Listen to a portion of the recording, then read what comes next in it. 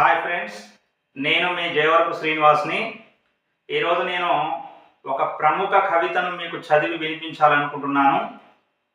పదునైన వ్యక్తీకరణకు, మొక్కవోని దీక్షకు, ధిక్కార స్వరానికి ప్రతినిధి అయిన కవి చెరబండరాజు.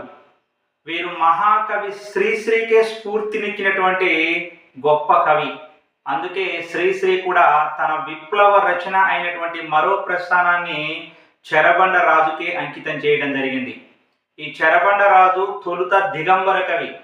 ఆ తర్వాత 1970లో విప్లవ రచయితల సంఘం ఏర్పడిన తర్వాత వీరు విప్లవ కవిగా మారి విప్లవ రచనలు చేశారు. వీరి యొక్క ప్రముఖమైనటువంటి దిగంబర కవిత వందే మాతరం అనే కవిత. ఇది నాటి తెలుగు సాహిత్యంలో సంచలనం సృష్టించింది. ఈ వందే మాతరం కవిత నాటి తెలుగు సాహిత్యంలో సంచలనాలను సృష్టించింది.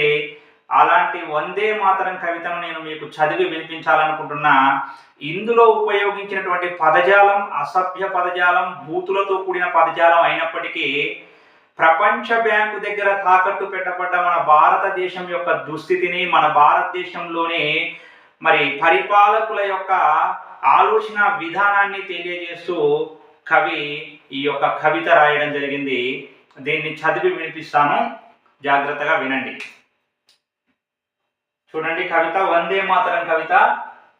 ఓ నా ప్రియమైన మాతృదేశమా, తల్లివి తండ్రివి దైవానివి నీవేనమ్మా, దుండగులతో పక్క మీద కులుకుతున్న శీలం నీది, అంతర్జాతీయ విపణిలో అంగాంగం తాకట్టు పెట్టిన అందం నీది, సంపన్నుల చేతుల్లో మైమరచి నిద్రిస్తున్న యవ్వనం నీది, ఊసిన దుమ్మెత్తి పోసిన చలనం లేని మైకం నీది, కోతకొచ్చిన చేనులో కలుగులు తవ్వుతున్న ఎలకల్ని పందికొక్కుల్ని భరిస్తూ నించున్న భారతివమ్మ, నోటికందని శస్యశ్యామల సీమవమ్మ, వందే మాతరం వందే మాతరం.